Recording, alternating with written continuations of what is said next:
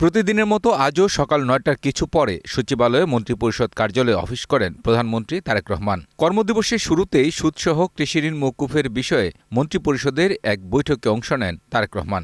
প্রধানমন্ত্রীর নির্বাচনী প্রতিশ্রুতি ১০,০০০ টাকা পর্যন্ত কৃষিঋণ সুদসহ মওকুফের সিদ্ধান্ত হয় মন্ত্রিসভার বৈঠকে। এই সিদ্ধান্তের ফলে ১২ লাখ কৃষকের ঋণ মওকুফ করা হবে। কোনো আইন তো আসে নাই, তবে তো আমাদের ক্যাবিনেট সচিব আপনাদেরকে ব্রিফ করবে। মন্ত্রিসভার বৈঠকের পর প্রধানমন্ত্রী ওসমানী স্মৃতি মিলনায়তনে অংশ নেন ২১শে পদক বিতরণ অনুষ্ঠানে। সচিবালয় থেকে ওসমানী মিলনায়তন পর্যন্ত পায়ে হেঁটে যান তিনি। সঙ্গে ছিল না গাড়িবহরের বাড়াবাড়ি আর অতিরিক্ত নিরাপত্তা ব্যবস্থা। পদক বিতরণ শেষে তিনি আবারও পায়ে হেঁটে ওসমানী মিলনায়তন থেকে সচিবালয়ে তার অফিসে ফিরে আসেন। এবার তার সঙ্গে ছিলেন কন্যা জাইমা রহমান।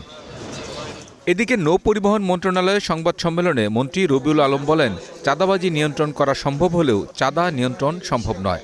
এখন ধরেন আমি তো মসজিদ কমিটিতে চাঁদা দিচ্ছি, এখন কি বলবেন? আমি তো রিহাবের মেম্বার, প্রতি বছর চাঁদা দিই, কি বলবেন? এটা অবৈধ বলবেন?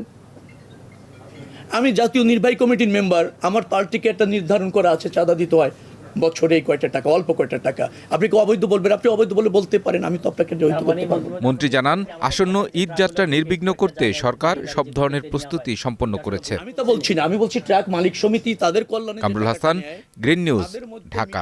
নির্ধারণ করে সেটা বৈধ। যারা